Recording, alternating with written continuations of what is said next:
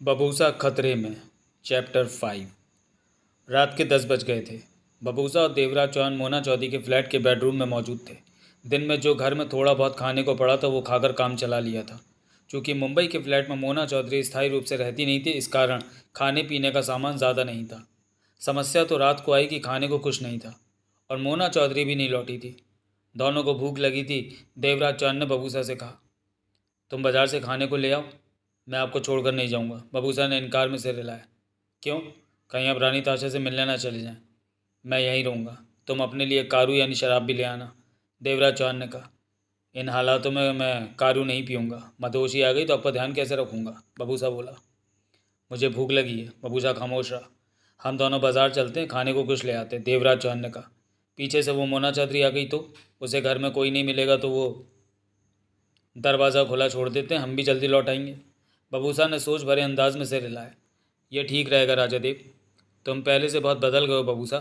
सदूर पर तुम ऐसे तो नहीं थे। देवराज चौहान बोला। मैं नहीं बदला राजा देव, मैं वही बबूसा हूँ, परंतु यहाँ हालात बदले पड़े हैं। रानी ताशा अपने किए पर पर्दा डालना चाहती है और आपको पहले की तरह पा लेना चाहती है। वो आपको सदूर पर ले जाना चाहती। ताशा। देवराज चौहान ने गहरी सांस लेकर कहा, मेरा मन नहीं लग रहा ताशा के बिना। बबूसा गहरी निगाहों से देवराज चौहान को देखने लगा। वो महसूस कर चुका था कि जब से राजा देव को सदूर का जन्म याद आना शुरू हुआ है, तब से राजा देव में बहुत बदलाव आ गया है। उनकी बातों में फ़र्क आ गया है। वो ताशा के प्रति नर्म विचार रखते हैं, परंतु बबूसा जानता था कि सब कुछ याद आने पर राजा देव ऐसे नहीं रहेंगे। वो फिर पहले जैसे हो जाएंगे। राजा देव को झूठ और धोखे से नफरत थी। जब उन्हें रानी ताशा के दिए धोखे की याद आएगी तब मंजर कुछ और ही होगा। अपना ध्यान सदूर की तरफ लगाइए राजा देव, वहाँ की यादों के करीब जाने की कोशिश कीजिए। सब कुछ याद आते ही मैं आपको रानी ताशा के पास ले चलूँगा, तब जो आप कहेंगे वैसे ही होगा, बबूसा ने देवराज चौहान से कहा। उसके बाद बबूसा और देवराज चौहान बाजार से खाना ले आए। बबूसा देवराज चौहान पर कड़ी नज़र रख रहा था। देवराज चौहान ने बबूसा से पुनः कहा कि वो कारू ले ले, परंतु बबूसा ने सख्ती से इनकार कर दिया। फ्लैट पर पहुंचे तो मोना चौधरी को वापस आया नहीं पाया। दोनों ने खाना खाया। मोना चौधरी अभी तक क्यों नहीं आई? एकाएक देवराज चौहान क्या उठा। वो नहीं आएगी, रानी ताशा ने उसे भी कैद कर लिया होगा। बबूसा का सर गंभीर था। वो चाहती है कि उन सब की खातिर आप वहाँ जाएं और रानी ताशा से आपका सामना हो जाए, परंतु मैं उसकी चाल सफल नहीं होने दूंगा। ताशा कितनी अच्छी है बबूसा, तुम मुझे जाने नहीं दे रहे, वरना मैं तो कब का चला गया। अपने पर काबू रखिए राजा देव, बबूसा ने होठ भींच कर कहा। रानी ताशा के सामने तो आपको जाना ही है, परंतु अभी वो वक्त नहीं आया। जब तक रानी ताशा के पास जोगना चलाने वाले लोग या सोमात हैं, तब तक उसे जीता नहीं जा सकता। मैंने रानी ताशा को जीतना क्यों है? मैं तो उससे प्यार करता। अभी आप हकीकत से अनजान हैं। रानी ताशा का प्यार आपके जैसा नहीं है। आप दिल के अच्छे हैं, परंतु रानी ताशा का मन चालों से भरा हुआ है। वो प्यार भी करती है तो शतरंज की चालों पर। वो भरोसे के काबिल नहीं। रानी ताशा के बारे में सदूर ग्रह की सारी बातें आपको याद आएंगी तो तब आप सब कुछ समझ जाएंगे, बबूसा ने गंभीर स्वर में कहा। वक्त बीतने लगा। रात का 1 बज चुका था। देवराज चौहान बेड पर आंखें बंद किए लेटा था। बबूसा ने नाइट बल्ब ऑन कर दिया था कि देवराज चौहान सो सके, जबकि खुद वो बेड के दूसरे हिस्से पर बैठा था। उसका नींद लेने का कोई इरादा नहीं लग रहा था। उसे डर था कि कहीं राजा देव रानी ताशा के पास जाने का प्रयास न करें। बंद आंखों के पीछे देवराज चौहान को ताशा ही नजर आ रही थी। हंसती मुस्कुराती, कभी उसके पास आती तो कभी दूर जाती। ताशा की अटखेलियाँ उसे बहुत भली लग रही थी। ताशा उसका प्यार था, उसका जीवन थी, उसका सब कुछ थी। ताशा की यादों में फंसे एकाएक देवराज चौहान की बंद आंखों के पीछे सफ़ेद चमकते सितारे नाचने लगे। कुछ पल यही आलम रहा। उन सितारों के बीच भी उसे जैसे ताशा का मुस्कुराता चेहरा नजर आ रहा था। फिर एकाएक ही सदूर गए कि जन्म की यादें उसके मस्तिष्क में अपनी जगह बनाने लगी। यादों की बारात पुनः चल पड़ी। ताशा और देव की मुलाकातें हर रोज़ होने लगी। बग्गी में वो जंगल में जाते और घंटों बैठे वो बातें करते रहते। देव ताशा का चेहरा निहारता रहता। ताशा मुंह फुलाकर कहती, तुम हमेशा मुझे देखते ही क्यों रहते हो? तुम इतनी सुंदर क्यों? हूँ तो हूँ, तुम्हें क्या? तुम मेरे लिए सुंदर बनी हो, तुम्हें देखते रहने का मन करता है। देव ने प्यार से कहा। तुमने मेरा चैन छीन लिया, जैसे तुमने मेरा चैन नहीं छीना। ताशा मुस्कुराकर बोली। हर रोज़ पिता मुझे सुबह उठाता है, नहीं तो पहले मैं ही उठ जाया करती थी। रात को नींद कहाँ आती है? तुम ही तो आंखों में बसे रहते हो। सच ताशा? तो क्या मैं झूठ बोलूँगी? जब से तुमसे मिली हूँ कुछ होश ही नहीं रहता। पिता ने आज पूछा था कि क्या हो गया तुझे, पहले से आदतें कुछ बदल गई हैं, अब खोई खोई सी रहती हो। ताशा ने बताया। तो तुमने क्या कहा? मैं क्या कहती? तुम्हारे बारे में थोड़े ना बता सकती थी। रात को मेरी आंखों में भी नींद की जगह तुम आ जाती हो। बस तुम्हें देखता हूँ, तुमसे बातें करने लगता हूँ, उसके बाद कब नींद आती है पता ही नहीं चलता। सुबह उठता हूँ तो लगता है जैसे रात भर जागता रहा। आंखें खुलते तुम्हारा चेहरा सामने आ जाता है। फिर तो मन में एक ही बात होती है कि तुमसे जल्दी मिलूं। एक बात तो बताओ, तुम रोज़ ही मुझसे मिलते हो, सारा दिन मेरे पास रहते हो, काम क्या करते हो? काम होता रहता है, देव मुस्कुराया। कैसे, सेवक करते हैं? इसका मतलब तुम्हारे पास धातु बहुत ज़्यादा है जो तुमने सेवक रखे हुए हैं। ताशा क्या उठी। मेरे लिए सबसे ज़रूरी काम है तुमसे मिलना, तुम्हें देखना, तुमसे बातें करना। देव ने ताशा का हाथ अपने हाथ में ले लिया और उसके खूबसूरत चेहरे को निहारता बोला, जीवन में अब तुम मेरे लिए सबसे ज़रूरी हो। ताशा खिलखिलाकर हंस पड़ी, फिर बोली, तुम तो दीवाने हो गए हो। प्यार में इंसान दीवाना ही होता है, जो दीवाना ना हो जाए वो प्यार कैसा? देव ने प्यार भरे स्वर में कहा। वो तुम्हारा कोचवान दिन में खड़ा रहता है जंगल के किनारे, क्या वो इंतज़ार से तंग नहीं आ जाता? उसका नाम बबूसा है, वो मेरा सबसे अच्छा और विश्वसनीय सेवक है। देव ने कहा, मेरी खुशी में ही उसे खुशी मिलती है। वो खुश है कि मुझे कोई लड़की पसंद आ गई। लड़की मतलब कि तुम। देव ने ताशा का गाल थपथपाया। ताशा देव को देखने लगी, देव ताशा को देखता रहा। पहली बार जाना है मैंने कि प्यार ऐसा होता है, प्यार में पागल कैसे होते हैं। तुम्हें देख रही हूँ, क्या तुम्हें अच्छा नहीं लगता कि मैं तुम्हारा दीवाना हो गया हूँ? बहुत अच्छा लगता है, एक नया एहसास होता है मुझे। वक्त कैसे बीतता है पता ही नहीं चलता। उस दिन वापस जाते वक्त बबूसा ने देव से कहा, मैं आपसे नाराज़ हूँ राजा देव। क्यों बबूसा? आपने किले के कामों की तरफ ध्यान देना छोड़ दिया है, जनता की समस्याओं को भी नहीं सुलझा रहे। हर रोज़ आप ताशा से मिलने चले आते हैं और पूरा दिन वहीं बिता देते हैं। बबूसा ने बग्घी दौड़ाते कहा। कर्मचारी सब काम पूरा करते रहते हैं बबूसा, देव ने कहा। आपके और कर्मचारियों के काम करने में फ़र्क है। कर्मचारियों पर आपकी भी नज़र होनी चाहिए। पहले आप कर्मचारियों से पूछते थे कि दिन भर में उन्होंने क्या क्या किया, जनता की शिकायतें क्या थी, समस्या कैसे हल की। परंतु जब से आपने ताशा से मिलना शुरू किया है, कर्मचारियों से पूछताछ करनी छोड़ रखी है। किले के काम भी कर्मचारी ही पूरे करते हैं। इस हद तक आपका दीवाना हो जाना ठीक नहीं राजा देव। आप सतूर के राजा हैं। ताशा के अलावा मुझे किसी और बात का ख्याल ही नहीं आता, देव मुस्कुराकर बोला। यह गलत बात है, बबूसा ने नाराज़गी से कहा। ठीक है, तुम्हारी बात मानी। आज से मैं किले के और जनता के कामों पर नज़र रखूँगा।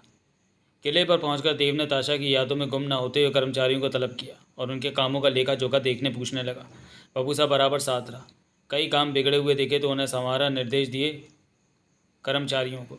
रात के खाने तक देव इन्हीं कामों में व्यस्त रहा। बबूसा खुश था कि राजा देव ने लापरवाही छोड़ दी है। इसी तरह दिन तेजी से बीतते चले गए। सुबह ताशा से मिलना और शाम को कर्मचारियों के कामों को देखना, परंतु समय का मौका मिलते ही ताशा उसके मस्तिष्क में सवार हो जाती थी। वो जितना ताशा से मिलता, उससे मिलने की ललक उतनी ही बढ़ती जाती थी। ताशा उसके रोम रोम में बस गई थी। उस दिन देव ताशा से मिलने जाने की तैयारी कर रहा था कि सेनापति धोमरा पहुंचा। बबूसा ने धोमरा के आने की खबर दी। देव किले के एक बड़े कमरे में धोमरा से मिला। बबूसा भी वहीं था। राजा देव, धोमरा ने कहा, विद्रोही नेता तोलका के इशारे पर पिछले 5 दिनों ऐसे 17 लोगों को तलवार से मार दिया जो उसके विद्रोह में शामिल होने को तैयार नहीं थे। बबूसा, देव ने कहा, तुमने ये बात मुझे नहीं बताई? आपके साथ व्यस्त होने की वजह से मैं इन बातों की तरफ ध्यान नहीं दे पाया। बबूसा ने सामान्य स्वर में कहा, दिन भर तो आपके साथ व्यस्त रहता हूँ। देव के चेहरे पर गंभीरता आ गई। तोलका के खिलाफ क्या कार्रवाई की गई धोमरा? देव ने पूछा। कुछ भी नहीं, मैं और मेरे खास आदमी तोलका के दल की गतिविधियां नोट करने में व्यस्त रहे। मेरे 3 आदमी पहाड़ों में छिपे तोलका के पास कुछ ही दूरी पर मौजूद हैं। उनमें से एक संदेश लेकर आए कि तोलका के साथ 50 विद्रोही मौजूद रहते हैं। अगर हम संख्या में ज़्यादा हों तो उन्हें जीत सकते हैं। हमारे पास सैकड़ों सिपाही हैं धोमरा, देव बोला। आपकी इजाज़त की ज़रूरत है। मैं आज ही तोलका को ख़त्म करने चला जाता हूँ। तुम? हाँ राजा देव, मैं सेनापति हूँ, ये काम मेरे लिए मामूली है। तोलका पहाड़ों के पास ठिकाना बनाए हुए हैं और मेरे आदमी वहाँ पर नज़र रखे हुए हैं। मैं वहाँ घेराबंदी करके तोलका को ख़त्म कर दूँगा। देव के चेहरे पर सोच के भाव उभरे। इसमें हमारे सिपाही भी मारे जा सकते हैं, देव बोला। अवश्य, नुकसान तो हमें होगा, परंतु जनता के लिए तोलका को मार देना ही ठीक रहेगा, धोमरा ने कहा। धोमरा ठीक कहता है राजा देव, बबूसा ने गंभीर स्वर में कहा। तोलका लोगों को विद्रोही बनाकर अपनी ताकत बढ़ाता जा रहा है। कहीं ऐसा वक्त ना आ जाए कि वो आप पर भारी पड़ने लगे। उसे ख़त्म कर देना ही बेहतर है। चलने की तैयारी करो धोमरा, मैं भी साथ चलूँगा, देव ने सख्त स्वर में कहा। आपके साथ जाने की क्या ज़रूरत है? ये काम तो मैं साथ चलूँगा धोमरा। तुम काबिल सेनापति हो, इसमें कोई शक नहीं, परंतु ये तोलका का मामला है। वो सदूर का राजा बनना चाहता है और लोगों में विद्रोह फैला रहा है। मैं उसे देखना भी चाहता हूँ कि वो कैसा है। जैसा आप ठीक समझे राजा देव। अगर तोलका और उसके साथी हमारी पकड़ में आ जाते हैं तो तब उनकी जान नहीं लेनी। उन्हें बंदी बनाकर यहाँ लाना और पाइप के रास्ते गृह से बाहर फेंक देना। मैं नहीं चाहता कि गृह की ज़मीन किसी के खून से लाल हो। किसी की जान लेना मुझे अच्छा नहीं लगता, देव ने कहा और उठ खड़ा हुआ। मैं चलने की तैयारी करता हूँ, शाम तक अब चल देंगे, कहकर धोमरा चला गया। तोलका को ख़त्म करना अब ज़रूरी हो गया राजा देव, बबूसा ने गंभीर स्वर में कहा। आपकी तलवारें खंजर तैयार करता हूँ, उनकी साफ़ सफाई और उनकी धारें तेज़ करवा देता हूँ। हाँ, ऐसे ही करो। देव का चेहरा सख्त था। आज मैं ताशा के पास नहीं जा सकूँगा। शाम को हमने पहाड़ों की तरफ चल देना है। मेरे वहाँ ना पहुँचने पर ताशा परेशान हो जाएगी। हुक्म राजा देव। तुम जाओ और ताशा को खबर कर दो कि कुछ दिन तक हम नहीं मिल सकेंगे। मैंने आपकी तैयारी का साथ देना है। मेरे पास काम बहुत हैं। मेरा ताशा के पास जाना ज़रूरी ना हो तो मैं सोमारा को समझाकर ताशा की तरफ भेज देता हूँ। वो आपका संदेश दे देगी। सोमारा ताशा से मिल भी लेगी। ये बेहतर रहेगा, देव ने सिर हिलाकर कहा। रोज़ की तरह ताशा चौराहे पर पहुंची तो बग्गी को खड़े पाया। वो बग्गी की तरफ बढ़ी और पास पहुंचने पर जब कोचवान पर नज़र पड़ी तो टिटक गई। कोचवान की जगह पर बबूसा को ना पाकर वो समझ नहीं पाई कि बग्गी में बैठे कि नहीं बैठे। तभी भीतर से देख रही सोमारा ने पर्दा हटाकर उससे कहा, तुम ताशा हो? ताशा ने हाँ में सिर हिलाया। आ जाओ, मैं तुमसे ही मिलने आई हूँ। राजा देव ने तुम्हारे लिए संदेश भेजा है, सोमारा ने कहा। राजा देव? ताशा के चेहरे पर अजीब से भाव उभरे। वही देव, सोमारा हंसी, जिससे तुम रोज़ मिलती हो, उसी की बात कर रही हो। तुम कौन हो? राजा देव की कर्मचारी। फिर राजा देव, तुम क्या कह रही हो? भीतर तो आओ। हिचकिचाते हुए ताशा बग्गी के भीतर सोमारा के पास आ बैठी। सोमारा ने कोचवान को कहा कि बग्गी छोड़कर दूर खड़ा हो जाए। जब कोचवान चला गया तो सोमारा ताशा के इंतहाई खूबसूरत चेहरे को देखने लगी। देखती रही। ऐसे क्या देख रही हो? ये देख रही हूँ कि आखिर तुम में ऐसा क्या है जो राजा देव तुम्हारे दीवाने हो गए। सोमारा हंसी। परंतु राजा देव गलत नहीं है। तुम सच में राजा देव के काबिल हो। बहुत खूबसूरत हो। बबूसा ठीक कहता था कि बबूसा, वो मेरा पति है। ओह, पर तुम देव को बार बार राजा देव क्यों कह रही हो? ताशा ने तुम सोमारा को देखते हुए कहा। क्योंकि वो राजा देव हैं, सोमारा ने हंसकर कहा। बबूसा ने मुझे बता रखा है कि ये बात तुझे नहीं बताई है राजा देव ने, पर मैंने तेरे को सच सच बता दिया। राजा देव ने भी तो एक दिन तुझे ये बात बतानी ही थी। ताशा भौचक्की रह गई। सोमारा को देखती रही। उसकी नीली आंखें हैरानी से फैल चुकी थी। क्या देख रही है? देव? क्या राजा देव है, सदूर का मालिक? ताशा के होंठों से घबराया सा स्वर निकला। हैरान हो गई ना? सोमारा पुनः हंसी। तू तो किस्मत वाली निकली जो राजा देव की नज़र तुझ पर पड़ी और उन्होंने तेरे को पसंद कर लिया। तेरे नसीब कितने अच्छे हैं। बाबूसा बता रहा था कि राजा देव तुझे किले की रानी बनाने वाले हैं। किले की रानी? ताशा को अपनी सांसें रुकती सी महसूस हुई। हाथ दिल पर रख लिया। पानी पिलाऊं? सोमारा ने कहते हुए नीचे रखा पानी का बर्तन उठाना चाहा। ताशा ने सोमारा की बाँह पकड़ ली। तू मुझे पागल कर रही अपनी बातों से। देव सदूर का राजा नहीं हो सकता। ताशा अजीब से स्वर में बोली। तेरे को ये पता है ना कि उनका नाम देव है? हाँ। तो मेरी बात भी सुन ले, घबरा मत। वो सदूर के मालिक राजा देव हैं। सोमारा नाम है मेरा और बबूसा की पत्नी हूँ। किले में ही रहती हूँ। मेरी बात का भरोसा ना हो तो तेरे को किले पर ले चलती। नहीं नहीं, मुझे किले पर नहीं जाना, ताशा ने जल्दी से कहा। हाथ अभी भी दिल पर था। सोमारा ताशा के खूबसूरत चेहरे को देखने लगी, जहाँ पर अजीब अजीब भाव आ जा रहे थे। तेरी तबीयत तो ठीक है? सोमारा ने पूछा। हाँ। तू घबरा क्यों रही है? तेरी बातें सुनकर। देव राजा देव है, मुझे भरोसा नहीं हो रहा। वो तो मुझे कहीं से भी राजा देव नहीं लगे। वो तो कहते थे कि वो साधारण से व्यापारी हैं। वो तो आम लड़कों की तरह ही बातें करते थे। और राजा देव ऐसे ही हैं, मन के साफ, दिल के अच्छे। सोमारा ने हाथ हिलाकर कहा। उनके पिता ज़रूर कुछ कठोर थे, परंतु राजा देव बिल्कुल शांत और मधुर है। लेकिन ऐसा भी नहीं कि कोई उन्हें बेवकूफ़ बना जाए। बहुत चालाक और तेज़ भी हैं। सदूर के सबसे ताकतवर इंसान हैं। उन्हें ऐसे ही समझने की भूल मत कर बैठना। कहाँ राजा देव और कहाँ मैं? ताशा की आंखें भर आईं। ये संबंध कैसे बन सकता है? क्यों नहीं बन सकता? राजा देव तेरे से प्यार करते हैं। बबूसा कहता है कि राजा देव ताशा के दीवाने हो चुके हैं। मुझे नहीं पता था कि वो राजा देव हैं, ताशा भीगे स्वर में बोली। दिल को क्यों लगाती है ये बात?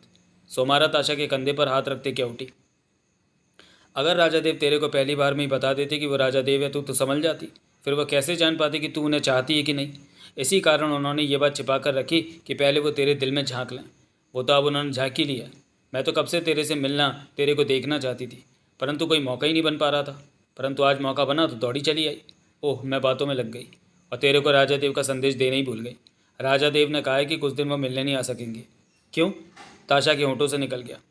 पहाड़ों की तरफ जा रहे हैं विद्रोही नेता तोलका को खत्म करने। वो जनता को दुख पहुंचाने लगा है। तोलका से लड़ेंगे देव? ताशा क्या उठी। देव को कुछ हो गया तो? राजा देव को कुछ नहीं होगा। सदूर पर कोई उनका मुकाबला नहीं कर सकता। परंतु देव कैसे तोलका का मुकाबला करेगा? तोलका के और भी साथी होंगे। वो राजा देव को तो राजा देव कौन से अकेले जा रहे हैं? सोमारा ने कहा। सेनापति धोमरा साथ में है, बबूसा भी है और ढेरों सिपाही भी जा रहे हैं। किले पर चलने की तैयारी हो रही है। लेकिन तू ये बात किसी से कहना नहीं। सब कुछ गुपचुप ढंग से हो रहा है कि कहीं तोलका तक ये खबर ना पहुंच जाए। जब राजा देव वापस आएंगे तो मैं तेरे को बताने आ जाऊंगी। ज़रूर आएगी ना? ज़रूर। सोमारा मुस्कुराई। तू मुझे पसंद आई ताशा।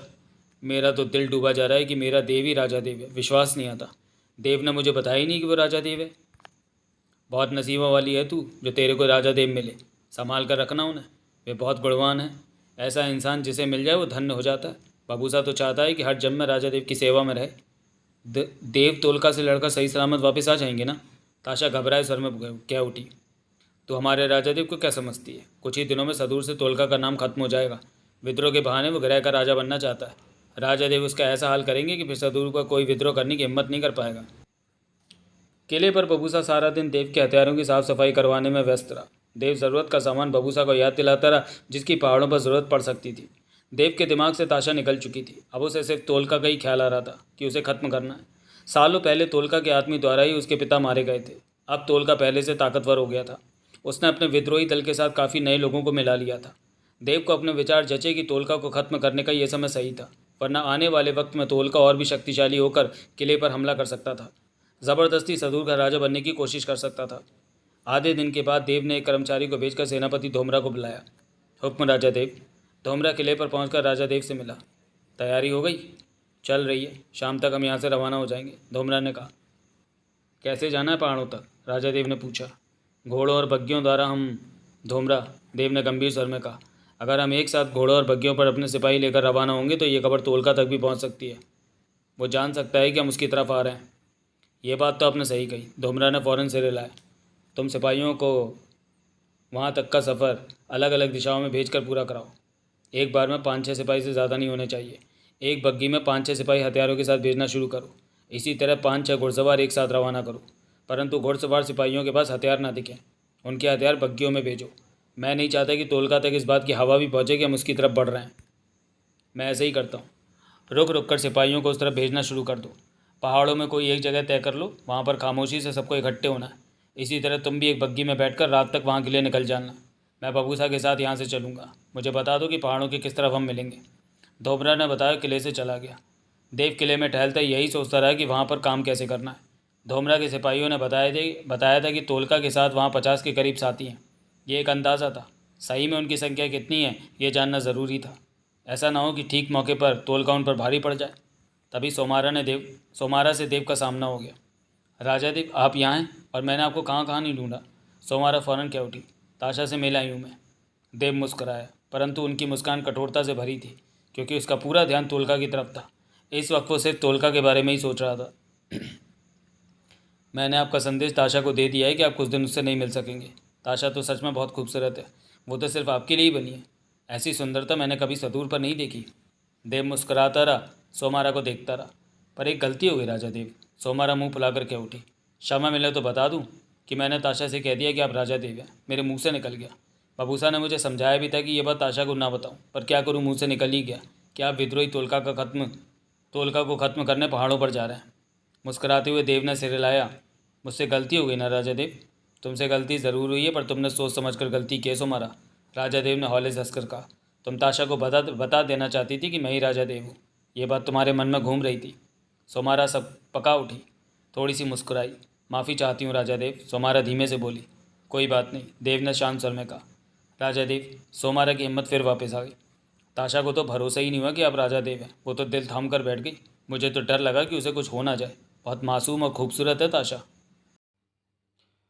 अंधेरा हो जाने के बाद देव ने बग्गी में पहाड़ों की तरफ का सफ़र शुरू किया। कोचवान बग्गी को दौड़ा रहा था। बबूसा बग्गी के भीतर ही देव के साथ बैठा था। बग्गी में लकड़ी का बड़ा सा बक्सा भी रखा था, जिसमें देव के हथियार और उसकी बताई ज़रूरत का सारा सामान भी था। धोमरा की तरफ से खबर आ गई थी कि उसने 150 सिपाही थोड़े थोड़े गुट में पहाड़ों की तरफ रवाना कर दिए और ख़ुद भी रवाना हो रहा है। रात के इस वक्त ठंडी हवा चल रही थी। आसमान में तारे चमक रहे थे। राजा देव, बबूसा बोला। सोमारा ने ताशा को बता दिया है कि आप ही राजा देव हैं। सोमारा से मेरी बात हो गई है, देव ने कहा। मैंने सोमारा को खूब डांटा कि उसने ऐसी शरारत क्यों की। बबूसा, मेरा ध्यान तोलका की तरफ ही रहने दो। ताशा की बात अभी मत करो। देव गंभीर था। ऐसे ही होगा राजा देव, बबूसा ने फ़ौरन कहा। मुझे इस बात का डर है कि हमारी हरकतों की खबर तोलका को ना मिल जाए। अगर वो पहले ही सतर्क हो गया तो मुकाबले की तैयारी कर लेगा। ये बात इस पर निर्भर है कि हम पहाड़ों पर किस जगह डेरा डाल रहे हैं। उनके आदमी पहाड़ों पर आते जाते रहते होंगे, वो सिपाहियों को देख सकते हैं, देव ने कहा। धोबरा ने ठीक जगह चुनी होगी पहाड़ों पर रुकने के लिए। देव खामोश सा बैठा रहा, फिर बबूसा से बोला। कारू, शराब का एक गिलास तैयार करो। बबूसा ने बग्गी में रखे कारू के बर्तन से गिलास तैयार करके देव को दिया। देव ने घूंट भरा बग्गी तेजी से दौड़ रही थी। कभी कभी कारू गिलास से छलक उठती थी। राजा देव, आपने अपने लिए आपने अपने की तैयार किए सामान में कुछ अजीब सी चीज़ें रखवाई हैं, वो मैं समझ नहीं पाया। बबूसा बोला। उन चीज़ों का महत्व तुम्हें पहाड़ों पर पहुंचकर समझ में आएगा, देव ने कहा। बबूसा सिर हिलाकर रह गया। मैं तोलका के ठिकाने पर जाऊंगा बबूसा, देव ने कहा। तोलका के ठिकाने पर? मैं समझा नहीं। वो तो सिपाहियों ने जाना ही है। पहले मैं अकेला जाऊंगा, वहाँ की टोह लूँगा। ऐसा ना हो कि तोलका की तैयारी कुछ ज़्यादा हो। ये आप कैसी खतरनाक बातें कर रहे हैं राजा देव? आप वहाँ फंस सकते हैं। कोई भी आपको पहचान लेगा कि आप राजा देव हैं। तोलका तो उसी पल आपको ख़त्म कर देगा। वहाँ जाने की सोचिए भी मत। तोलका के आदमी की संख्या देखनी है, पास जाकर उनके हथियारों की तैयारी देखनी है। दुश्मन पर तभी वार करो जब उसके बारे में जान लो कि उसका दम क्या है। सिपाहियों के साथ रखकर हमें ये नहीं सोचना सिपाहियों को साथ रखकर हमें ये नहीं सोचना चाहिए कि हम ताकतवर हैं। तोलका विद्रोही, और वो हमसे ताकतवर भी हो सकता है। तो आप क्यों जाते तोलका के ठिकाने पर? किसी और को, ये नाजुक मामला है, किसी और को भेजा और वो पकड़ा गया तो बता देगा कि किले के सिपाही उन पर हमला करने वाले हैं। वो कहाँ पर रुके हुए हैं। ऐसे में तोलका तैयारी के साथ पहले ही हम पर हमला कर देगा। धोमरा को तोलका के ठिकाने पर भेजिए, वो मुंह नहीं खोलेगा। धोमरा पहचाना जा सकता है। पहचाने तो आप भी जा सकते हैं राजा देव। जब तुम मेरी तैयारी देखोगे तब ये बात कहना। बक्से में रखे जिस सामान को तुम ठीक से समझ नहीं पा रहे हो उसे कल समझ जाओगे, देव ने गंभीर स्वर में कहा। मैं कभी शिकार पर जाता नहीं, जाता हूँ तो खाली हाथ वापस लौटना मुझे पसंद नहीं। तोलका की जान लेने से मैं बेहतर समझता हूँ कि उसे ज़िंदा पकड़ूँ और गृह से बाहर फेंक दूँ। इसी कारण पाइप द्वारा मैंने वो रास्ता बना रखा है कि मुझे किसी की हत्या न करनी पड़े। तोलका खतरनाक है, उसे ज़िंदा पकड़ पाना कठिन होगा। बबूसा गंभीर था। ज़िंदा पकड़ने की स्थिति नहीं हुई तो मार दिया जाएगा उसे। और तोलका के साथी पहाड़ों पर उसके साथ जो रहते हैं वो पक्के विद्रोही हैं, उन्हें छोड़ना ठीक नहीं होगा, देव ने सख्त स्वर में कहा। जो अन्य लोग तोलका के साथ मिल चुके हैं वो तोलका का अंत देखकर खुद ब खुद ही पीछे हट जाएंगे। तोलका के अंत के बाद सदूर के लोगों को ये खबर दे दी जाएगी कि जो भी विद्रोही बनने की कोशिश करेगा उसे मार दिया जाएगा। सदूर का राजा बनना है तो मैदान में आकर देव से मुकाबला करो। जो जीतेगा वो सदूर का राजा बनेगा। दिन निकलने में कुछ वक्त बाकी था और वे पहाड़ों के पास आ पहुंचे थे। धोमरा बता गया था कि वे कहाँ पर मिलेंगे। वे पहाड़ों के उसी हिस्से में पहुंचे जहाँ धोमरा सिपाहियों के साथ पहले ही पहुंच चुका था। सावधानी के नाते वहां पर रोशनी वाली मशालें नहीं जलाई गई थी कि तोलका को उनकी मौजूदगी का एहसास न हो जाए। पहाड़ों पर हल्की हल्की ठंड थी, परंतु ऐसी भी नहीं कि वहाँ रुकने में परेशानी है। देव उन दो आदमियों से मिला जो कि धोमरा के सिपाही थे और जिन्होंने तोलका के ठिकाने के बारे में खबर दी थी। तोलका का ठिकाना यहाँ से कितनी दूर है? देव ने उनसे पूछा। पैदल चलें तो वहाँ पहुँचने में आधा घंटा लग जाएगा, एक ने कहा। वो सामने जो पहाड़ से देखें तो वो नज़र आते हैं, वो इस तरफ नहीं आते? देव ने पूछा।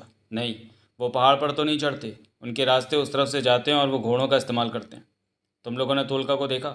नहीं देखा राजा देव, परंतु वो उसी जगह पर है। तोलका के आदमी रात को भी वहाँ पहरा देते हैं, दिन में भी पहरा देते हैं। ठिकानों से कुछ दूर पहाड़ पर भी हर समय पहरा देते हैं और दूर से आते लोगों को पहले ही देख लेते हैं। उनकी संख्या कितनी है?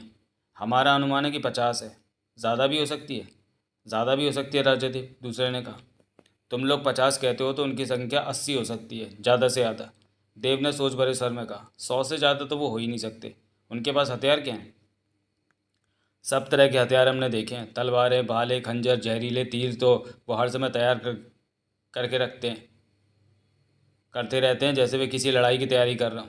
उनके पास बस्ती की तरफ से अक्सर लोग आते रहते हैं। हर रोज़ लोग आते हैं और मुलाकात के बाद चले जाते हैं। वो तोलका के बस्तियों में रहने वाले साथी होंगे। हम कई दिन से उन पर नज़र रख रहे हैं। हम उन पर हमला करेंगे तो वो पूरी तरह से हमारा मुकाबला करेंगे।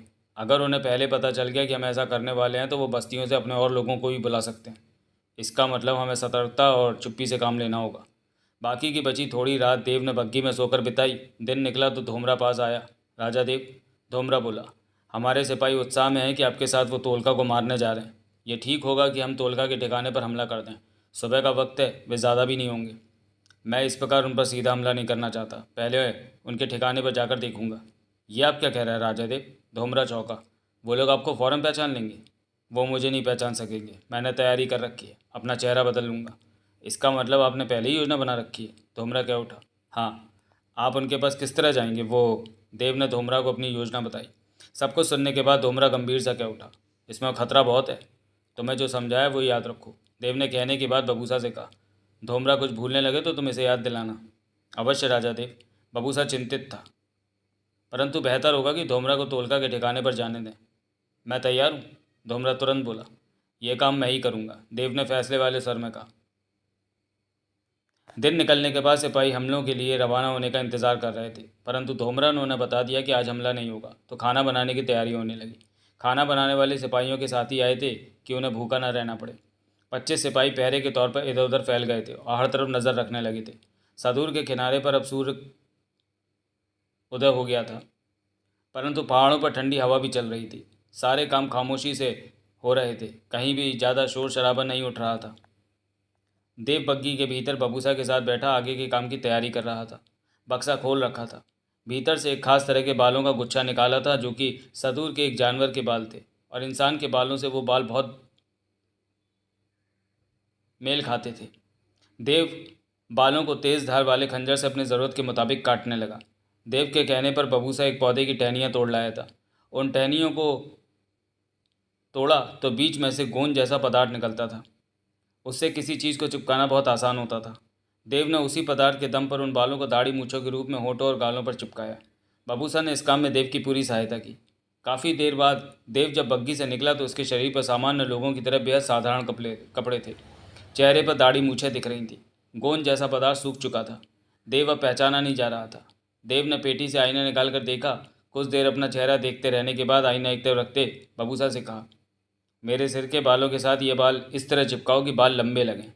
कहने के साथ ही देव ने बालों के गुच्छे में से 3-3 इंच लंबे बालों के गुच्छे काट दिए। बबूसा ने अपना काम फुर्ती से बढ़िया ढंग से पूरा किया। जिस पदार्थ के साथ बालों को चिपकाया गया था वो तभी उतरता था जब उसमें पानी लगे, नहाया जाए। जब धोमरा ने देव को देखा तो हैरान हो गया। आप तो पहचान ही नहीं जा रहे राजा देव। सोमात कहाँ से आ गया? धोमरा बोला। देव ने दाढ़ी पर हाथ फेरा। सिर के बाल कुछ लंबे लग रहे थे। शरीर पर बेहद साधारण कपड़े थे। धोमरा अपलक सा देव को देखता रहा। देव बिल्कुल बदल गया था। उसके बाद वो पहाड़ का लंबा चक्कर काटकर उस रास्ते पर पहुंचा जो रास्ता तोलका के ठिकाने तक जाता था। उसी रास्ते पर वो आगे बढ़ गया। वो जानता था कि तोलका के पहरेदार उसे पहले ही देख लेंगे। ऐसा ही हुआ। करीब 1 घंटे बाद जब वो पैदल ही आगे बढ़ा जा रहा था तो एक पहरेदार उसके सामने आ खड़ा हुआ। उसके हाथ में तलवार थी। कौन हो तुम? पहरेदार ने सख्त स्वर में पूछा। मेरा नाम जकात है। मैं तोलका को ढूंढ रहा हूँ। सुना है वो इन्हीं पहाड़ियों में कहीं रहता है। देव बोला। क्यों ढूंढ रहे हो तोलका को? वो बोला। क्यों बताऊँ? मैं तोलका का पहरेदार हूँ। तुम्हें मेरी बात का जवाब देना होगा वरना मार दिए जाओगे। तुम तोलका के पहरेदार हो? देव खुश हो गया। इसका मतलब तोलका पास में ही है। जवाब दो, तुम्हें तोलका से क्या काम है? मैं तोलका के साथ शामिल होना चाहता हूँ। मैं तोलका को सदूर का राजा बना देखना चाहता हूँ। क्यों? मुझे राजा देव पसंद नहीं। क्यों नहीं पसंद? वो मुझे अच्छे नहीं लगते। तोलका मुझे अच्छा लगता है कि उसमें विद्रोह करने की ताकत है। मैं तोलका का साथ दूंगा और उसे सदूर का राजा बनाने में सहायता करूंगा। देव प्रसन्न भाव में बोल रहा था। तुम करते क्या हो? मैं किले पर काम किया करता था। बबूसा है ना, जो कि राजा देव का खास सेवक है, वो मेरा भाई है। उसी ने मुझे काम दिलवाया था किले में। कुछ महीने मैंने किले पर काम किया। राजा देव को करीब से जानने का मौका मिला, परंतु वो मुझे अच्छे नहीं लगे। कहीं से भी सदूर के राजा बनने के काबिल नहीं लगे। तब मैंने सोचा कि तोलका को सदूर का राजा बनना चाहिए। मैंने किले का काम छोड़ दिया और वहाँ से चला आया। कई दिनों से तोलका से मिलने को भटकता रहा। फिर पता चला कि तोलका का ठिकाना इधर पहाड़ों में कहीं है, तो कई दिनों से पहाड़ों में भटकते यहाँ पहुँच गया। बहुत भूख लगी है। कई दिन से कुछ भी खाया नहीं। तुम मुझे तोलका के पास ले चलो, मैं उसकी सेवा में रहना चाहता हूँ। तभी पास में छिपा अन्य पहरेदार सामने आ गया। इसे ले जाओ, वो बोला। पहले इसे खाना खिलाओ और फिर तोलका से इसके बारे में बात करना। पहले वाला पहरेदार देव को लेकर चल पड़ा। पहाड़ों के तंग और ख़राब रास्तों से होता हुआ वो कुछ देर बाद एक खुले मैदान जैसी जगह में पहुंचा। वहां कपड़े के तंबू बहुत ज़्यादा संख्या में लगे हुए थे। काफ़ी लोग नज़र आ रहे थे। एक तरफ बड़े पत्थरों पर बड़े बड़े बर्तन रखे थे और उनके नीचे आग जल रही थी। देव समझ गया कि खाना बनाया जा रहा है। कुछ लोग पहाड़ी पत्थर के बर्तन में टाकोली, ऐसा फल जो सूख जाए तो उसे पीसकर आटा बनाकर फिर उसकी रोटी बनाई जाती है, को पीस रहे थे। एक तरफ ढेर सारी तलवारें, भाले और खंजर रखे थे कि ज़रूरत पड़ जाने पर उन्हें वो फ़ौरन हाथों में ले सकें। देव की नज़रें हर तरफ जा रही थी। वो तोलका के ठिकानों को समझने की चेष्टा कर रहा था। पहरेदार ने उसे एक आदमी के हवाले करते आदमी से कहा, इसे खाना खिलाओ, मैं अभी आता हूँ। ये कौन है? हमारा साथी बनने आया है, तोलका ही इसका फैसला करेगा, कहकर वो एक तंबू की तरफ बढ़ गया। देव को खाना खिलाया गया। देव ने खाना खाया। यूँ भी सुबह से उसने कुछ नहीं खाया था। खाने के दौरान वह यहाँ की गतिविधियाँ देखता रहा। लोगों की संख्या के बारे में उसने अनुमान लगाया कि वो 100 से कहीं ज़्यादा हैं। वहाँ पर 20-30 औरतें और कुछ बच्चे भी थे। वे सब खुले आसमान के नीचे अपने कामों में व्यस्त थे। खाना खाने के बाद पानी पिया। उसे ऐसे पहरेदार भी दिखे जो सामने के पहाड़ के ऊपर चढ़े रास्ते पर नज़र आ रहे थे। एक तरफ बड़े बड़े ढके बर्तन रखे थे और वो काफ़ी ज़्यादा बर्तन थे। उन्हीं में से पानी भरकर उसे दिया गया। पानी कहाँ से लाते हो? देव ने पूछा। नीचे नदी बहती है, खाना खिलाने वाले आदमी ने बताया। सब लोग सुबह एक एक बर्तन वहाँ से भरकर लाते हैं। पानी की हमें कोई कमी नहीं है, यहाँ हम आराम से रह रहे हैं। तभी वो पहरेदार आकर बोला, खाना खा लिया तुमने? हाँ, बहुत दिनों बाद पेट भर के खाया है, देव ने चैन भरे स्वर में कहा। चलो, तोलका तुमसे बात करेगा। पहरेदार उसे एक ऐसे तंबू में ले गया जो काफ़ी बड़ा था और वहाँ 2 पलंग लगे हुए थे। एक औरत भी वहाँ थी और 2 बच्चे भी पास में खेल रहे थे। देव ने अनुमान लगा लिया कि वो औरत तोलका की पत्नी होगी और बच्चे भी तोलका के ही होंगे। उसने सोचा कि सीधे सीधे तोलका पर हमला न करके अच्छा ही किया, वरना औरतें और बच्चे भी हमले में मारे जाते। हमले जैसे वक्त में ये नहीं देखा जाता कि सामने कौन है, तब तक सिपाहियों के सिर पर खून सवार होता है और तलवारें रफ्तार से घूमती रहती हैं। तोलका 40 वर्ष का सेहतमंद सांवले रंग का रौबीला व्यक्ति था। शरीर भरा हुआ और फुर्तीला दिखता था, सामान्य कद का था। देव ने उसे पहली बार देखा था। तोलका कुर्सी पर बैठा था और पैनी नज़रों से उसे देख रहा था। देव ने दोनों हाथ जोड़े और तोलका के सामने ज़मीन पर आ बैठा। महान तोलका की जय हो, देव ने आदर भरे स्वर में कहा। नाम क्या है तुम्हारा? जकात। मुझे बताया गया कि तुम बबूसा के भाई हो और किले पर काम करते थे। हाँ तोलका, तुम कोई चाल चलने तो मेरे पास नहीं आए? राजा देव ने तो तुम्हें मेरे पास नहीं भेजा। ये तुम कैसी बातें कर रहे हो तोलका? मैं राजा देव को पसंद नहीं करता। वो घमंडी इंसान है। किले के भीतर वो हर कर्मचारी को डांटते रहते हैं। अच्छे राजा नहीं हैं। मैं चाहता हूँ कि तुम राजा बनो। तोलका ने हौले से सिर हिलाया। तो तुम मुझे राजा बनते देखना चाहते हो? तोलका बोला। हाँ, तुमने ठीक कहा कि राजा देव अच्छा राजा नहीं है। उसने मेरे भाई की जान ले ली थी, तोलका ने कहा। आपके भाई की जान? वो कैसे? मेरे भाई ने राजा बनने के लिए राजा देव को चुनौती दी थी। मैदान में मुकाबला हुआ और मेरे भाई की जान ले ली राजा देव ने। तोलका गुस्से में भर गया। तभी मैंने सोच लिया था कि मैं सदूर का राजा बनूंगा। तभी मैंने विद्रोह किया और लोगों को अपने साथ मिलाने लगा। राजा देव मुझे जहर की तरह लगते हैं। तुम्हारे पास तो राजा बनने का पूरा मौका है। वो कैसे? तुम राजा देव का मैदान में मुकाबला करो और उन्हें मारकर राजा बन जाओ। ये नहीं हो सकता। राजा देव ताकतवर है, उसका मुकाबला नहीं किया जा सकता। अपने भाई की तरह मैं भी अपनी जान नहीं गंवाना चाहता, परंतु मैं राजा ज़रूर बनूंगा सदूर का। तुम मेरी क्या सहायता कर सकते हो? जो तुम कहो तोलका। राजा देव को ख़त्म करने के लिए मैं किले पर हमला करने की योजना बना रहा हूँ, तोलका ने कहा। किले पर हमला? हाँ, मैं राजा देव को ख़त्म कर देना चाहता हूँ। मेरे साथ मेरे सैकड़ों साथी होंगे। हम किले में घुस जाएंगे और राजा देव को मार देंगे, किले पर अधिकार कर लेंगे। इस प्रकार मैं राजा बनने की घोषणा कर दूंगा और इस तरह तुम सफल नहीं हो सकते, देव ने सोच भरे स्वर में कहा। क्यों? सेनापति धोमरा तुम्हें राजा नहीं बनने देगा। तुम राजा देव को मार चुके तो धोमरा सिपाहियों के साथ किले पर आ जाएगा। वो खुद राजा बनने की सोचेगा, तुम्हें क्यों राजा बनने देगा, देव ने कहा। तोलका कुछ बेचैन दिखा। धोमरा के अधीन 1000 सिपाही हैं, पर्याप्त हथियार है। इस तरह तो तुम हार जाओगे। मैं हारना नहीं चाहता। तुम्हारे पास कितने लोग हैं? 5000 लोग हैं, परंतु उनमें से 700-800 ही हथियार चलाना जानते हैं। तो बाकी लोगों को भी हथियार चलाना सिखाओ, नहीं तो उनका क्या फ़ायदा, देव ने कहा। तोलका देव को देखने लगा। तो किले पर हमला ना करूं?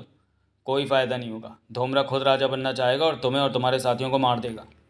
तो हम धोमरा को भी मार देते, तोलका ने सोच भरे सर में कहा। क्या ये काम तुम कर पाओगे? राजा देव को मारना, धोमरा को ख़त्म करना। वो सेनापति है, हर वक्त सिपाही उसके पास रहते हैं। ये बड़ा काम है। तुम्हारे पास धोमरा के सिपाहियों से ज़्यादा लोग होने चाहिए। तोलका कुर्सी से उठा और तंबू में ही टहलने लगा। उसकी पत्नी खामोश बैठी उनकी बातें सुन रही थी। वो गंभीर दिखी। देव ने उसकी पत्नी को देखा। वो तोलका से कह उठी, ये क्यों भूलते हो कि इस काम में तुम भी मारे जा सकते हो? तोलका ने ठटक कर अपनी पत्नी को देखा। तुम ये सब करना छोड़ क्यों नहीं देते? आराम से अपनी ज़िंदगी बिताओ। राजा बनना आसान नहीं है। राजा देव का मुकाबला कर पाना बहुत कठिन है। कितने साल हो गए और तुम कुछ नहीं कर सके। तुम चुप रहो, मैं राजा ज़रूर बनूंगा, तोलका ने होंठ भींच कर विश्वास भरे स्वर में कहा। मुझे तो लगता है कि तुम अपनी जान गंवा बैठोगे, उसकी पत्नी नाराज़गी से बोली। तो तोलका वापस कुर्सी पर आ बैठा और देव से बोला, जकात, बबूसा तुम्हारा भाई है, तुम मेरी क्या सहायता कर सकते हो? जो तुम कहो। मेरे से जो हो सकेगा मैं तुम्हारे लिए ज़रूर करूँगा, देव ने सिर हिलाकर कहा। तुम मुझे राय दो। देव कुछ पल चुप रहकर बोला, राजा देव को किले में घुसकर मारना आसान नहीं होगा। उसकी जान तब लो जब वो किले से बाहर जाते हैं। तब तो राजा देव के साथ पहरेदार होते हैं। कभी कभी जैसे वो अक्सर बबूसा के साथ बग्गी में अकेले बाहर जाते रहते हैं। तुम सच कह रहे हो? तोलका की आंखें चमक उठी। मैं गलत क्यों कहूँगा? जब वो बबूसा के साथ बग्गी में निकले तो उन्हें कहीं भी घेर कर ख़त्म कर दो। बहुत आसान होगा ये बात कोई भी नहीं जानता कि राजा देव इस तरह अकेले भी किले से बाहर जाते हैं। बबूसा राजा देव के प्रति क्या विचार रखता है? तोलका ने सोच भरे स्वर में पूछा। वो तो राजा देव के साथ वक्त बिता रहा है। किले के बाहर राजा देव का और रूप है। लोग उन्हें बहुत अच्छा समझते हैं, परंतु किले के कर्मचारियों के साथ उनका व्यवहार बुरा ही रहता है, देव बोला। फिर तो बबूसा हमारी सहायता कर सकता है। कैसी सहायता? वो हम तक खबर पहुंचा सकता है कि कब राजा देव उसके साथ अकेले बाहर निकलेंगे, तोलका ने कहा। ये काम तो वो ज़रूर कर देगा, मेरा भाई है, मेरी बात ज़रूर मानेगा। तो तुम जाकर बबूसा से बात करो कि वो मेरे साथ मिल जाए। राजा बनने के बाद मैं तुम्हें और बबूसा को बहुत ज़्यादा धातु दूंगा। सच तोलका? हाँ, तोलका मुस्कुराया। धातु के साथ महत्वपूर्ण ओहदा भी दूंगा। तुम कितने अच्छे हो तोलका। तुम जाकर बबूसा को संभालो जकात, और मुझे खबर दो राजा देव के अकेले किले से बाहर निकलने की। परंतु इसके लिए तो बेहतर होगा कि तुम अपने आदमी किले के पास ही कहीं रखो कि राजा देव बाहर निकलें तो उन्हें घेर कर ख़त्म कर दिया जाए। देव ने सलाह दी। ऐसा बाद में करूँगा, पहले बबूसा से बात कर लो कि वो मेरा साथ देगा। ज़रूर देगा, फिर भी मैं बबूसा से बात कर लूँगा। बबूसा का साथ मिल जाए तो तब किले पर हमला करने की ज़रूरत नहीं रहेगी। और धोमरा का क्या करोगे? वो आसानी से हाथ नहीं आएगा। जब तक वो है तब तक तो राजा बनना कठिन होगा। तोलका के चेहरे पर सोच के भाव उभरे। उसी पल उसकी पत्नी कह उठी, इस रास्ते में बड़ी मुश्किलें हैं। कितना समझाया तुम्हें कि ये काम नहीं हो सकेगा।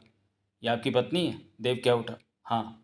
तो आपका हौसला बढ़ाने की अपेक्षा आपकी हिम्मत कम क्यों कर रही है? ऐसा कहकर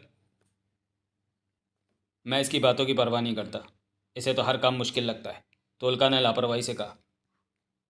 जब ये रानी बनेगी सदूर की तो तब इसे पता चलेगा कि मैंने कितना बड़ा काम कर दिया है। धोमरा के बारे में क्या सोचा तोलका? देव ने पुनः कहा। तुम ही बताओ कि धोमरा को कैसे घेरा जाए, तोलका ने पूछा। देव ने कुछ पल चुप रहकर कहा, यह बात मैं बबूसा से पूछूंगा, वो बेहतर जानता होगा। अगर बबूसा मेरा साथ देने को तैयार हो जाए तो मेरी राह बहुत आसान हो जाएगी, तोलका बोला। बबूसा तैयार क्यों नहीं होगा, मेरा भाई है। देव ने छाती फुलाकर कहा। इस वक्त मैं थका हुआ हूँ, दिन भर आराम करूंगा और रात को खाना खाकर बबूसा से मिलने जाऊंगा। तुम मुझे घोड़ा दे सकते हो? सफ़र लंबा है, मुझे वापस भी आना होगा। पैदल जाऊंगा तो कई दिन का वक्त लग जाएगा। घोड़ा दे दूंगा, तुम जल्दी से वापस आना और बताना कि बबूसा मेरा साथ देने को तैयार है या नहीं। दिन भर देव तोलका के ठिकाने पर घूमता रहा, सब कुछ देखता रहा। कुछ देर उसने एक तंबू में आराम भी किया था, परंतु वो सोच रहा था कि तोलका और उसके साथियों को कैसे जीता जाए। उसे औरतों और बच्चों की चिंता थी कि इस लड़ाई में उन्हें नुकसान नहीं होना चाहिए। तोलका के साथी अपने काम पूरे कर रहे थे, उन्हें मालूम था कि उन्हें क्या काम करने हैं। यहाँ पर सब कुछ ठीक ठाक चल रहा था। देव ने पास जाकर एक जगह इकट्ठे कर रखे हथियारों को देखा। यही सोचा कि अगर इनके हथियार तैयार नहीं होते तो ये आसानी से काबू में आ जाते। वो कोई आसान रास्ता सोचता रहा कि खून खराबा ना हो और तोलका भी पकड़ में आ जाए। जब अंधेरा हुआ तो कई जगह रोशनी वाली मशालें जला दी गईं। उसके बड़े बड़े चूल्हों में भी आग जल उठी। आज दिन में 8 लोग तोलका से मिलने आए थे। देव को नहीं पता आने वालों ने तोलका से क्या बातें की। तभी एक आदमी ने कहा कि तोलका उसे बुला रहा है, तो देव तोलका के पास जा पहुंचा। तोलका के तंबू में रोशनी वाली मशाल जल रही थी। तब उसकी पत्नी और बच्चे वहाँ नहीं थे। तोलका पलंग पर बैठे कारू का गिलास थामे हुए था। कारू की महक वहाँ फैली थी। बैठो जकात, तोलका ने मुस्कुरा कर कहा। देव नीचे बैठने लगा तो तोलका ने कहा, कुर्सी पर बैठो। देव कुर्सी पर बैठ गया। मन ही मन सोच रहा था कि अगर तोलका को पता चल जाए कि वो राजा देव है तो पलक झपकते ही उसे खत्म कर देगा।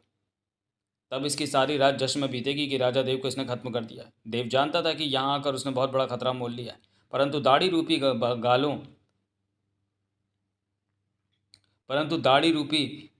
गालों के बालों ने, उसके सिर के कुछ लंबे बालों ने उसे पूरी तरह बदल कर रख दिया था कि कोई भी उसे पहचान नहीं सका।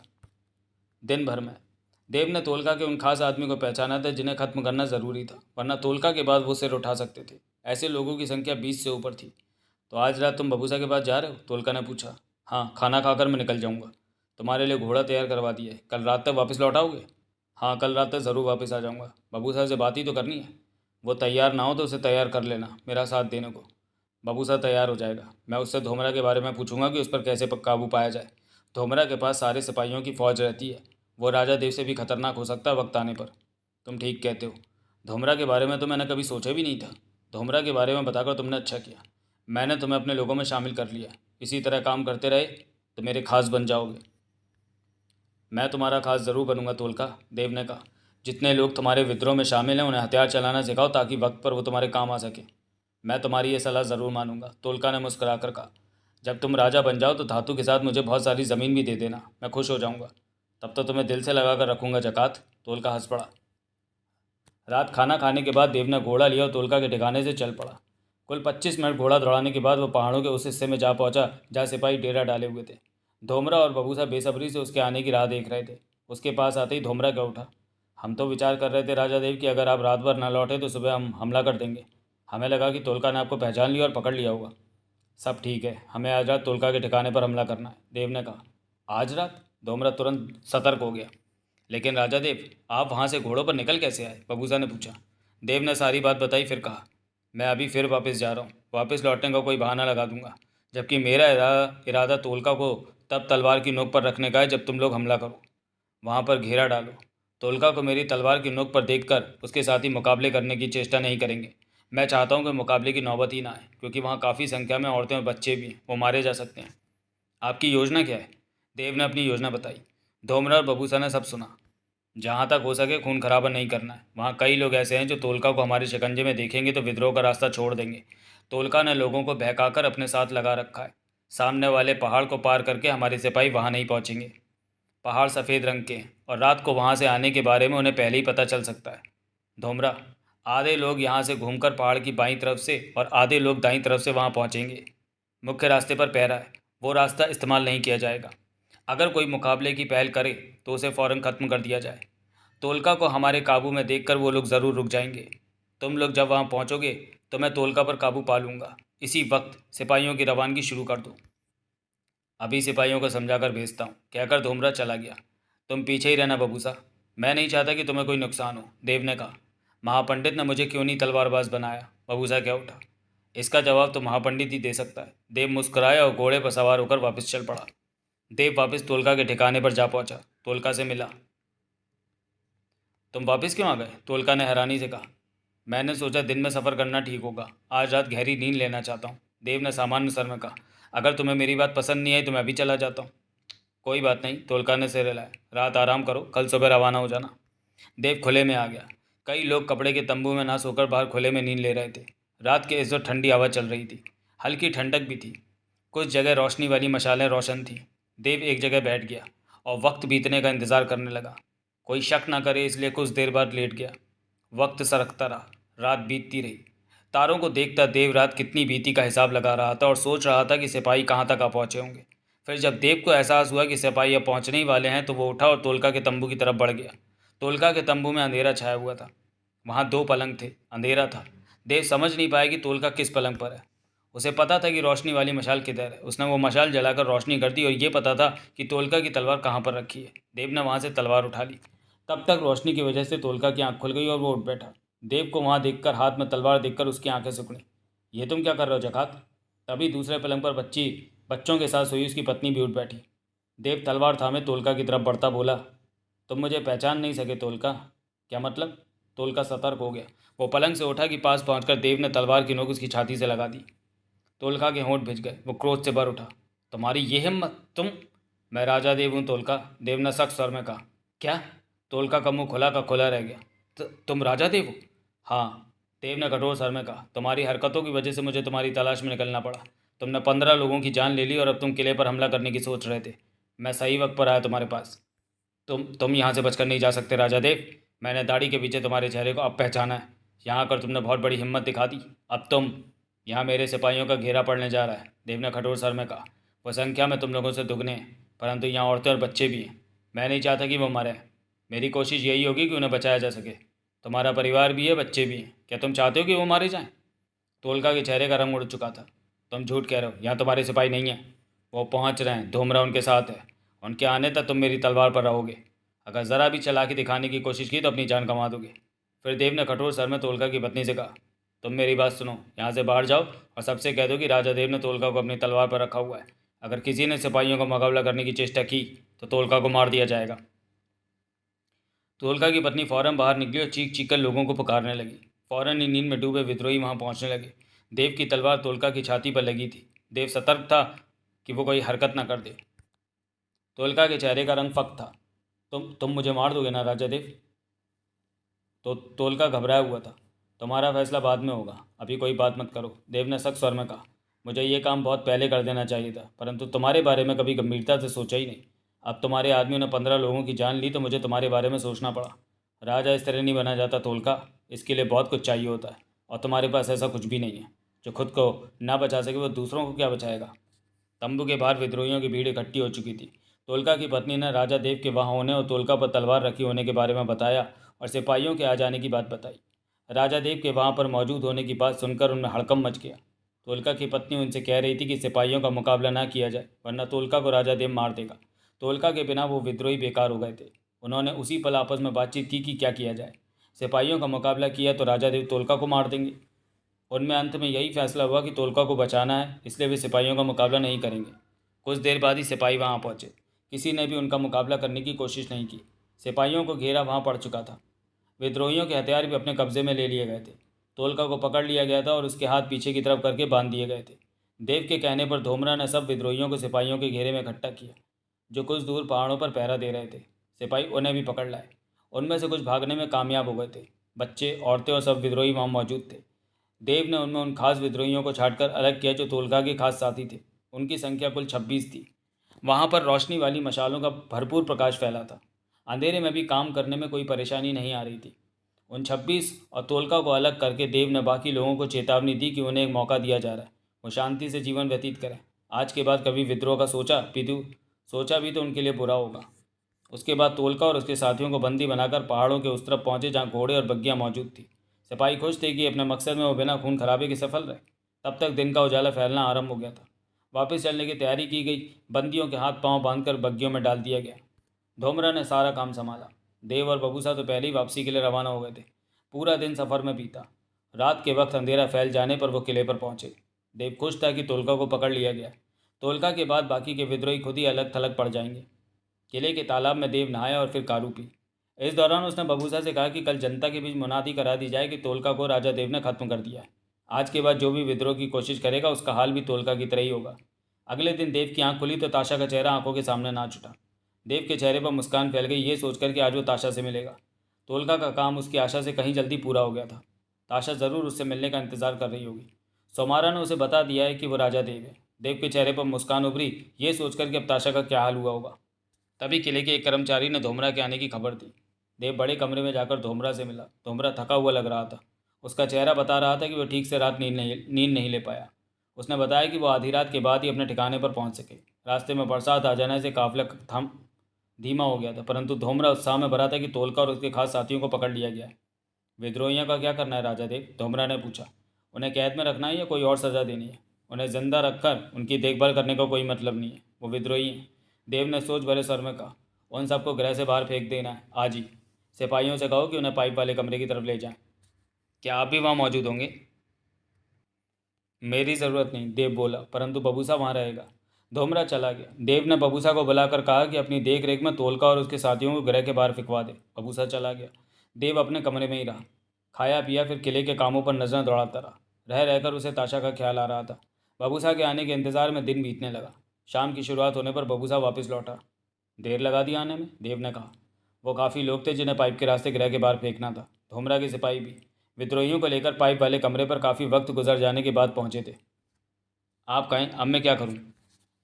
ताशा से मिलने जाना था, देव मुस्कुराया, परंतु अब दिन काफ़ी बीत चुका है, कल जाएंगे। बबूसा किले के ऊपरी कमरे में सोमारा के पास चला गया। देव ने बाकी का दिन आराम किया। अगले दिन देव ताशा से मिला। उसके घर पहुंचा। बबूसा बग्गी चला रहा था। ताशा के घर का दरवाज़ा खुला हुआ था। देव जब दरवाजे पर पहुंचा तो ताशा सामने ही पलंग पर बैठी थी। उसने देव को देख लिया था और बैठी उसे ही देखे जा रही थी। आज उसका दिल तेजी से धड़क रहा था क्योंकि वो जान चुकी थी कि उसका देव सदूर का राजा देव है। ताशा। देव का भी दिल धड़क उठा था ताशा को इस तरह देखते। ताशा उठी और देव के पास जा पहुंची। उसकी नीली आंखें बहुत कुछ कह रही थी। आप राजा देव हैं? मैं तुम्हारा देव हूँ ताशा, देव ने प्यार भरे स्वर में कहा। आप झूठे हैं, मक्कार हैं। ताशा नाराज़गी से कह उठी। आपने मुझसे छिपा कर रखा कि आप राजा देव हैं। मैं सिर्फ तुम्हारा देव हूँ ताशा, तुम्हारा देव। हमारे बीच राजा कहाँ से आ गया? हम एक दूसरे से प्यार करते हैं। अगर तुम्हें पहले पता चल जाता कि मैं राजा देव हूँ तो तुम्हारे प्यार को कैसे पहचान पाता? तुम मेरी ताशा हो और मैं तुम्हारा देव। हम दोनों में प्यार का रिश्ता है। मैं तुम्हें बहुत चाहता हूँ ताशा। ताशा की आंखों से आंसू बह उठे। वो देव की छाती से लग गई। देव ने उसे भाव में भींच लिया। आप राजा देव हैं। मैं सोचती थी अब आपसे क्या बात कर पाऊंगी। ताशा क्या उठी। मैं तुम्हारे लिए सिर्फ देव हूँ, सिर्फ देव, ताशा का देव। देव प्यार से उसके सिर पर हाथ फेरता क्या उठा। आज से तुम मुझे सिर्फ देव कहोगी। मैंने तुमसे प्यार किया है तो चाहूँगा कि जवाब में मुझे भी प्यार मिले। मुझे राजा कभी मत कहना। दोनों देर तक एक दूसरे में सिमटे खड़े रहे। फिर ताशा अलग होते क्या उठी। आप तो तोलका को मारने गए थे। मैं डर गई कि आपको कुछ ना हो जाए। मुझे कुछ नहीं हो सकता। आज से मैं तुम्हारे लिए हर खतरे को जीता करूँगा। तुम मेरी ताकत बनोगी। देव ने प्यार से उसका गाल थपथपाया। जंगल में चलते हैं, वहाँ बैठकर दिन भर बातें करेंगे। ताशा मुस्कुरा पड़ी और फिर बोली। आपकी ये हरकतें देखकर तो मेरा दिल नहीं मानता कि आप राजा देव हैं। एक इंसान के कई रूप होते हैं ताशा। जैसे हालात होते हैं वैसे ही रूप सामने आ जाता है। जब तुम मेरे पास होती हो तो मेरा ये रूप सामने आ जाता है जो सिर्फ तुम्हारे लिए है। भला हो सोमारा का कि जिसने मुझे आपके बारे में सच बता दिया, वरना अपने राजा होने की बात जाने कब तक मुझे ना बताते। मक्कार तो अब बहुत है, मैंने देख लिया है, ताशा ने चंचल स्वर में कहा। देव मुस्कुराकर ताशा को देखता रहा। आप फिर मुझे देखने लगे? अपनी ताशा को देख रहा हूँ, तुम मुझे देखने को मना नहीं कर सकती। देव हंस पड़ा। ये प्यार कम तो नहीं हो जाएगा देव? ताशा का सर कांप उठा। ये और बढ़ेगा। देव ने ताशा का हाथ थामकर प्यार से कहा। मेरा प्यार सच्चा है ताशा, सच का फल कभी सड़ता नहीं। फिर वे दोनों बग्गी में बैठकर जंगल में जा पहुंचे। सुनसान हरियाली से भरा जंगल, रंग बिरंगे पेड़ मध्यम हवा के संग झूम रहे थे। वहाँ धूप भी थी और छाया भी, सब कुछ सुहावना था। दोनों के मन खुश थे। ऐसे में वो तपते पहाड़ पर भी बैठ जाते तो उन्हें अच्छा लगता। देव और ताशा एक पेड़ की छाया में जा बैठे थे। देव ने तने से टेक लगा ली और ताशा उसके सामने बैठ गई थी। देव ने ताशा का हाथ पकड़ा और उसके खूबसूरत चेहरे को निहारने लगा। नज़रों में प्यार भरा पड़ा था। फिर मुझे देखने लगे? ताशा, देव का स्वर प्यार के आवेश में कांपा। हम शादी कर लें? ये सुनते ही ताशा ने अपने दिल पर हाथ रख लिया, फिर गहरी सांस ली। इस तरह मिलना, घंटों बैठे रहना, देव ने कहा, बातें करना, परंतु जुदा होने पर मन बेचैन रहता है। मैं तुम्हें हर पल पास अपने करीब देखना चाहता हूँ। कई बार तो तुम्हारी याद में किले में मन नहीं लगता। ताशा ने अपनी आंखें बंद कर लीं। ढेरों लम्हे खामोशी के बीच निकल गए। ताशा, मेरे से शादी करने में तुम्हें ऐतराज़ तो नहीं? देव के स्वर में कंपन था। नहीं, ताशा के होठ कांपे। तुम राजा देव से शादी करोगी या देव से? देव से, अपने प्यारे देव से। आप सदा ही मेरे प्यारे देव रहेंगे। मैं आपसे प्यार करती हूँ देव।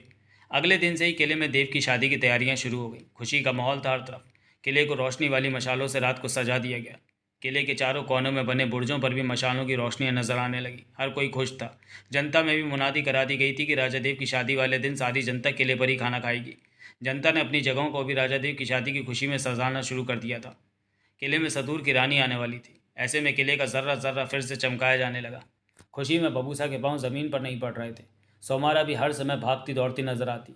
ओका भी हर पल कामों में व्यस्त दिखता। परंतु इस दौरान देव और ताशा ने मिलना नहीं छोड़ा था। वो हर रोज़ मिलते। देव उसके चेहरे को निहारता रहता, वो खूब बातें करते। ताशा कहती कि उसे डर लगता है कि इतने बड़े किले में कैसे रहेगी, तो देव हंस पड़ता। उसकी हंसी पर ताशा मुंह फुला लेती। उनका प्यार मासूम और बच्चों की तरह था। देव ताशा को सामने पाकर बच्चे ही बन जाता था जैसे। कभी ताशा से मिलने जाना होता और बबूसा व्यस्त होता तो देव खुद ही बग्गी लेकर चुपचाप निकल जाता। देव ने ताशा के पिता को बड़ा घर दे दिया था। 4 नौकर दे दिए थे। देख रेख के लिए 2 बग्गियां दे दी थी ताकि ताशा के पिता को किसी भी प्रकार की परेशानी ना हो। ताशा की शादी के बाद दोनों का मासूम प्यार अंगड़ाइयाँ ले रहा था। वो 2 जिस्म एक जान बन चुके थे। देव तो ताशा के बिना रह ही नहीं सकता था। किले में बबूसा ने सारा काम संभाल रखा था। सोमारा ने ताशा के लिए नए नए कपड़े तैयार किए थे, जिनमें शादी का जोड़ा भी था। इस दौरान वो ताशा से कई बार मिल चुकी थी। कभी उसका नाप लेना होता तो कभी उसकी पसंद पूछने के लिए। कई दिन इन्हीं तैयारियों में बीत गए। किले पर मेले जैसा माहौल रहा। खाने में बढ़िया बढ़िया पकवान तो पहले से ही बनने शुरू हो गए थे। किले के बाहर बांटे जाने वाले खाने में भी वो पकवान शामिल होते। देव को जैसे शादी की तैयारियों से कोई मतलब ही नहीं था। वो तो सिर्फ ताशा के ख्यालों में ही रहता और उस दिन का इंतज़ार करता जिस दिन ताशा शादी के बाद दुल्हन बनकर किले में आएगी। शादी वाला दिन भी आ पहुंचा। सदूर के लोग दूर दूर से देव और ताशा की शादी में शामिल होने आए थे और किले की तरफ से दिए जाने वाले भोज का आनंद उठाने आए थे। किले के बाहर भोज की दूर दूर तक बैठे लोगों की लाइनें लग गई थीं। सबको प्रेम भाव से खाना खिलाया जा रहा था। इस सेवा में जनता के लोग भी लग गए थे। इसी दौरान बंद बग्गी में ताशा दुल्हन की तरह सजी किले पर पहुंच गई थी। सुमारा उसके साथ थी। किले के आंगन में शादी की जानी थी और शादी का कार्य पूरा कराने के लिए महापंडित स्वयं आया था। देव और ताशा की शादी हो गई। वो सारा दिन इतनी व्यस्तता से बीता कि जाने कब रात हो गई। ताशा दुल्हन बनी किले के भीतर आ गई थी। सोमारा हर पल उसके साथ थी। ताशा का सुंदर रूप दुल्हन के रूप में वो और भी चांद चांद लगा रहा था। ये बात तो देखते ही बनती थी। ताशा शर्माई शर्माई सी कुछ डरी सी थी। देव बार बार ताशा के पास उससे बात करने आ जाता था। दिन तो क्या, आधी रात तक किले में शोर शराबा होता रहा। जब देव ताशा के पास पहुंचा तो थक चुका था। ताशा दुल्हन के लिबास में उसके ताशा दुल्हन के लिबास में उसके कमरे में मौजूद थी। उसके आते ही सोमारा पर्दे डालकर लगाकर चली गई। देव पलंग पर ताशा के पास जा बैठा। शर्माई सी ताशा ने पलके उठाकर देव को देखा। देव बहुत खुश लग रहा था। अब तुम सदूर की रानी बन गई हो ताशा, मेरी पत्नी। कितना अच्छा लग रहा होगा तुम्हें, देव खुशी से बोला। मुझे तो अपने देव की पत्नी बनकर अच्छा लग रहा है, ताशा मुस्कुराकर बोली। विश्वास ही नहीं आ रहा कि तुम मेरी पत्नी बन गई हो, देव ने कहा। तो एक बार फिर शादी कर लें, ताशा ने चंचलता से कहा। देव ने हाथ बढ़ाकर ताशा का हाथ थाम लिया। ताशा का जिस्म अजीब सी उत्तेजना में कांप उठा। अब मैं तुम्हें हर पल हर दम देख सकूंगा। तुम मेरे पास रहोगे, मेरे बहुत करीब। तुम्हारी नीली आंखों में मैं गुम हो जाऊंगा। तुम्हारा साथ मैं कभी नहीं छोड़ूंगा। देव का सर प्यार में डूबा हुआ था। उसके बाद वो वक्त तेजी से बीतने लगा। देव और ताशा तो जैसे एक दूसरे के लिए ही बने थे। हर पल वो साथ रहते, पास में रहते। वो दोनों बग्गी में बैठकर किले के बाहर भी घूमने जाते। देव की तो दुनिया ही बदल गई थी। हर पल हर वक्त सिर्फ ताशा और ताशा, खाना पीना घूमना मौज करना। देव की तरह ताशा की दुनिया भी बदल गई थी। एकदम उसे इतना कुछ मिल गया था कि वो संभाल ना पा रही थी। ऊपर से देव का प्यार ऐसा कि वो इन सब में डूब गई थी। दोनों ने एक दूसरे की कमियों को पूरा कर दिया था। कई महीने बीत गए। बबूसा मन ही मन झल्लाता रहता कि राजा देव ने सब काम छोड़ दिए हैं। कर्मचारी सब कामों की देखरेख करते हैं। ऐसे में बबूसा के पास भी करने को कुछ नहीं होता। राजा देव व्यस्त होते तो वो भी व्यस्त हो जाता था। परंतु राजा देव तो ताशा के दीवाने हुए पड़े थे। एक बार भी राजा देव ने किले के या भारी कामों के बारे में उससे नहीं पूछा था। वैसे वो कर्मचारियों पर बराबर नजर रखता था। एक दो बार उसने दबे स्वर में देव को ये बात कही भी, परंतु देव ने उसकी बात पर खास ध्यान नहीं दिया। बबूसा ने अपनी समस्या सोमारा को बताई तो सोमारा ने इतना ही कहा, वो सदूर के राजा हैं, उन्हें तुमसे ज़्यादा चिंता है सदूर की। वो जानते हैं कि उनके कर्मचारी काबिल हैं, कोई गलत काम ना होने देंगे। फिर एक दिन देव ने सोमारा को बुलाया